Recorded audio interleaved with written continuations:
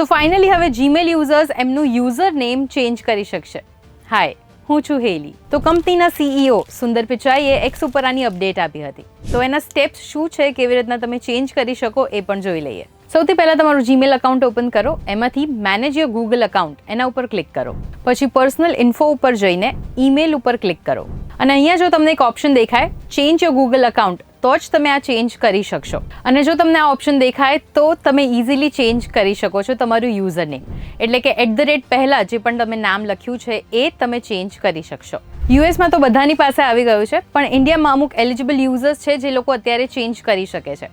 અને જો કદાચ તમારે ના આવ્યું હોય તો તમારે થોડી રાહ જોવી પડશે. થોડા દિવસોમાં તમારા ફોનમાં પણ તમને આ ઓપ્શન દેખાશે. તો તમે આ વિડીયોને સેવ કરી રાખો, જેથી કરીને ફ્યુચરમાં જ્યારે તમારા જીમેલમાં અપડેટ આવે તો તમને ખબર હોય કે કયા કયા સ્ટેપ્સ છે, જેથી કરીને તમે તમારું યુઝર નેમ ચેન્જ કરી શકો છો. પણ હા, આની સાથે અમુક શરતો છે. જેમ કે તમે તમારું જીમેલ યુઝર નેમ વર્ષમાં એક જ વખત બદલી શકો છો અને લાઈફ ટાઈમમાં ફક્ત 3 વખત ચેન્જ કરી શકો છો. એટલે જો તમે પણ 10 વર્ષ પહેલાં જો તમારું જીમેલ અકાઉન્ટ બનાવ્યું હોય અને એનું આઈડી આપી દીધું હોય કંઈક કુલ બોય 1 2 3 પાપા કી પરી, તો એ તમે હવે ચેન્જ કરી શકો છો અને પ્રોફેશનલ નામ આપી શકો છો.